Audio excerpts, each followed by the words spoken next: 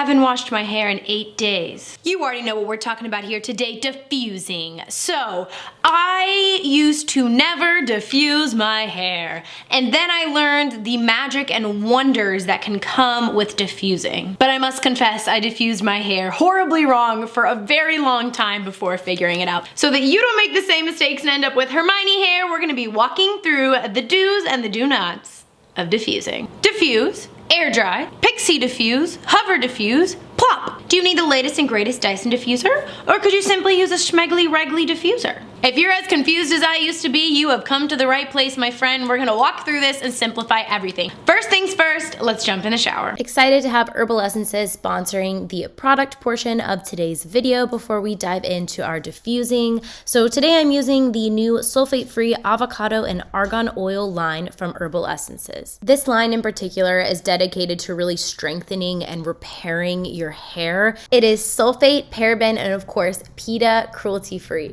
These products are super affordable, and I find that the shampoo lathers up really, really beautifully for being sulfate free. I get a lot of volume from this product. You'll see at the end, girl, it's really impressive. I genuinely love this shampoo. Moving on to the conditioner, it has a great amount of slip while adding moisture to your hair without weighing your hair down. It's a tricky balance, but these products are working really, really well for my wavy curly hair. I am now fresh out the shower, and I'm gonna jump in with Herbal Essences new detangling cream. The key ingredients in this are argan oil and aloe, so it's a very, very hydrating cream. This product is sulfate, paraben, and PETA certified cruelty free. I'm gonna use about this much. It has a pretty watery, I almost lost it, consistency. It creates a fantastic amount of slip for detangling. Depending on how you style your hair and what effect you're going for at this point, you can either dem and brush your hair or go in right away and scrunch the product in. In this new line, Herbal Essences also came out with a heat protectant, so I'm gonna spray a little bit in my hair today because we are gonna be using heat on our hair with the diffuser. I'm about halfway done with the detangling cream already. I really, really enjoy it, and I think drugstore products have just come such a long way. If it's not in your budget to spend fortunes on hair care, you don't have to. You truly can get great results with affordable products. And I quickly want to mention the new Curl Refreshing Mist. It might be my new favorite. It's really, really lovely. I've used quite a bit of it already, as you can see. I like to simply spray this all over my hair, get it just slightly damp, and then diffuse it and run out the door. If you're interested in trying out Herbal Essences' new product line, be sure to check out the link in the description box down below right there. Let's go ahead and jump into the diffusing process, and you can really see how these products come to life in my hair. In my opinion, personally, I find that when I apply a gel to my hair after applying my styling cream, I get a significantly longer hold in my hair, meaning I can get to 4, 5, 6, 7th day hair. So today I'm going to be using Maui Moisture's Curl Quench Coconut Oil Ultra Hold Gel. I personally don't find this to be ultra hold. I find it to be more medium hold. Definitely not light, but more so medium. I really, really love it. It has a very slippery seaweed feeling. This is that squish sound I'm looking for to know that my hair is properly hydrated. Right off the bat, tools matter. Or do they? In the end, you will be able to get the same results if you know how to make your diffuser work for your hair type. I do find the Dyson to dry my hair probably 10 minutes faster than my Conair. And I personally love all the magnetic attachments that come with the Dyson. Overall, this is just an easier dryer to use, but if it's not in your budget to purchase this, you don't need it. Tip number 1, do not focus on the ends. I see so many people, myself included from time to time, starting with the ends. The ends of your hair will dry the quickest, okay? Trust me. So you really wanna focus starting on your roots. I recommend starting with a hover diffusion. So the diffuser is not touching your hair to begin. Simply hover diffuse your roots. I recommend roughly about 5 minutes depending on the thickness of your hair. And then begin to kinda zhuzh them up a little, just a little, zoom, zoom, a little. Va va voom. I learned this trick from PK. She actually works with the Dyson team. She did my hair for an Ulta campaign shoot. Killed it. I had the most volume I've ever had, and she did a lot of zhuzhing at the roots while it was drying. Now we're gonna jump into diffusing from the bottom up. So this is actually called the pixi method. What you wanna do is have your blow dryer turned off to begin with. Bring your hair into small sections. Of course, the more hair you have, the more sections you're gonna need. The blow dryer is turned off. Once again, you plop that hair up into the diffuser, lift it up, and then turn it on. This method I found creates significantly less frizz. Often when you have the blow dryer running, it's on, you're moving it down, up, this way, that way, bing, bing, bada bing, bada boom, you're flipping your hair over. I mean, you're asking for a problem, sister. Additionally, the longer you leave the hair in the diffuser, there's a possibility that the hair can get a little wonky in the bowl, and it might leave you, especially if you have wavy hair, more of an S-shaped pattern to your hair as opposed to a spiral curl.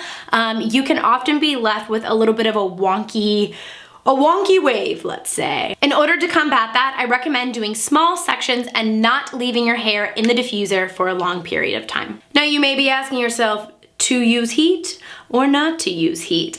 Honestly, it depends on how damaged and fragile your hair is. If your hair is in a very, very healthy state, you should be able to apply heat to your hair without damaging it. If, however, you have very over-processed hair, then I recommend diffusing your hair with no heat. Because I bleach my hair, I often diffuse with no heat. It's not really cold air, it's just kind of neutral air. I do find that it takes significantly longer if you are not using heat, however, and sometimes you just don't have time. So depending on the time you have and the state that your hair is at will determine if you would want to use heat or no heat. Next, I highly recommend not using your fingies, okay? I don't know why so many of you are out here. You know, I catch myself doing it sometimes too, so I kind of get you. But we'll be like diffusing, like bada bing, bada boom. We got our hands all up in here. My mom is the worst at this.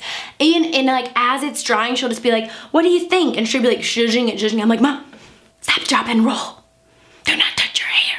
So I highly recommend not using your fingy things and just doing your thing. Last but certainly not least, I have watched a decent amount of diffusing videos like on Instagram Reels, and I always find it interesting to see how people do it. Of course, my lovely friend Spicia likes to diffuse completely upside down, and it works beautifully for her. I have tried this method, and it often leaves me with my roots being very wonky, because of course they were diffused upside down, and then when I flip them back up they kind of just want to go up, and then it just doesn't work. So what I've always said, I like to think that I created this, but I'm sure I didn't. I have been doing this for years and years and years here on YouTube, is simply flipping your hair from side to side. Not only does this help to speed up the drying process by allowing some fresh air to get in there and in between, it also helps with volume significantly. I'm honestly not sure why, but it does, trust me. And it also allows your curls some movement so that they're drying in different ways, and then when it does fall naturally, magical things happen, okay? Now that my wavy curls are 100% dry, I'm gonna go in with a little bit of root powder. This is basically just for volume, and I like to part and then powder. Part and then powder. Part and then powder. Part and then powder. The key is to take your fingers and just zhuzh from underneath, okay? So we're not going on top of the hair. We're not going on top. We're just hanging out underneath. Underneath. We're rubbing that powder in and creating volume. These are my finished results. My hair looks so full. Now this is like almost all of my hair in the front, just to be clear. I don't have overly thick hair, but I don't have thin hair. In my opinion, I just have a lot of fine hair, so then it kind of evens out to be normal hair density. This is about as defined as I can get my hair, and I really, really like it. It looks so healthy and shiny and luscious. And it actually has really nice volume, especially for it being first day. Tomorrow it'll definitely be a little bit more voluminous, but then probably slightly less defined. Biggest of thank yous again to Herbal Essences for sponsoring a portion of today's video. Check out the link in the description box down below for the products on how I got and created this look. There's like one wonky piece. Okay, I fixed it. I really hope that you enjoyed today's video. I hope that you're as excited about the results as I am, and that you gathered some tips and tricks from today's video for when you go to diffuse next. All right, give this video a thumbs up if you enjoyed it. It helps me out so, so very much. And until next time, I'll see you soon. Bye, guys.